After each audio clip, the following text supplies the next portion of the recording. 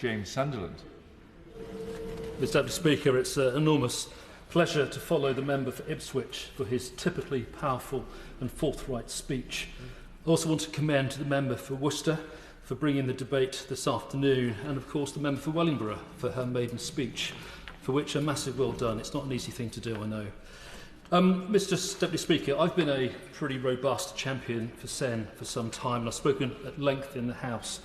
So I don't want to detain the House for too long this afternoon, but there are some important points that I wish to raise, particularly with the Minister in his place. The backdrop at the moment for SEN across the UK is getting ever better. And we know that the government in March 23 last year published its SEND and Alternative Revision Plan.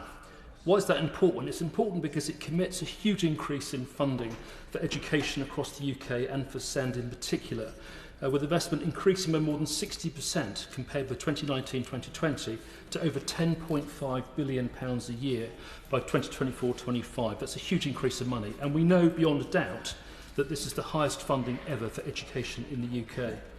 I was also pleased that as part of that plan, we've got a new leadership level SENCO, NVQ, which is really important, professional qualification. We've got expanded training for staff, ranging from up to 5,000 early years educational needs coordinators to 400 educational psychologists. And in Bracknell Forest, quite excitingly, there is a proposal being mooted at the moment in conjunction with Bracknell and Wokingham College for a pilot to be run for recruiting and training additional teaching assistants, particularly those who may be focused on special educational needs. As the Minister knows, the review last year identified 3 key challenges. The first thing is that navigating the SEND system and alternative provision is not a positive experience for families. And indeed, the EHCP is too long, it's too convoluted, too difficult, and it requires a degree to actually fill it out and submit it. Outcomes for children and young people with SEND are also consistently worse than their peers across every measure, as my friend from Ipswich just mentioned. And also, thirdly, despite the continuing and unprecedented investment, the system is not financially sustainable, and there are insufficient places currently available for those needing specialist places. So what do we need to do? Well, given that I try and be focused nationally as well as locally, I think what we need to do is, first of all, to better operationalise the process. We know the money's available, we know the policy's in place, but actually it's not being translated right now to improvements locally. I am working locally with Bracknell Forest Council to do this. Additional staff are being recruited and response times are improving for those who contact the department. But these improvements need to happen much more broadly across the DfE area. Whilst the details do remain confidential for safety valve, I am supporting Bracknell Forest Council also in its endeavours.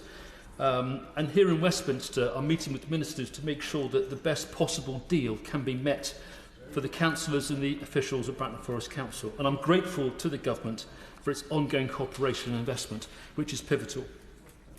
But to better operationalise the provision, we need the right settings for all of our children who need them, and also sufficient places. And even with the increased funding that we do have, we do now need to build additional schools. And that's now, not in 5 years' time. Last year, I was pleased to play my part in securing funding for the new SEND school in Crowthorne in my constituency, which is one of the 60 new schools announced last year. But Bracknell Forest Council assures me that it is ready to go right now to scope and build that school. So, Minister, can we please have the money right now, not in 5 years' time?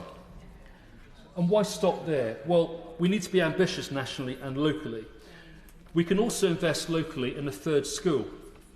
An obvious site in Bracknell is the Warfield site, which I've raised with the council before, and I've encouraged the council in Bracknell to be more ambitious and to go for it.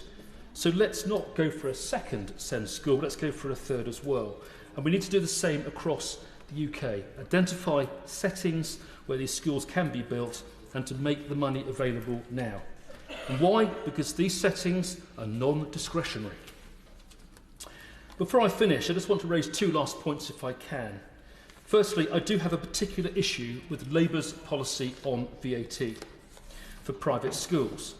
Well, why is that important? Well, first of all, aside from the huge impact on parents who choose, and it's about choice, to educate their kids privately for good reason, this policy will have an adverse effect upon service families and also those with children with special needs. We must therefore be careful what we wish for. And lastly, whilst I absolutely welcome the huge progress being made on SEND right across the UK, it does need operationalising both locally and nationally. It's about results and outcomes, not about policy and money.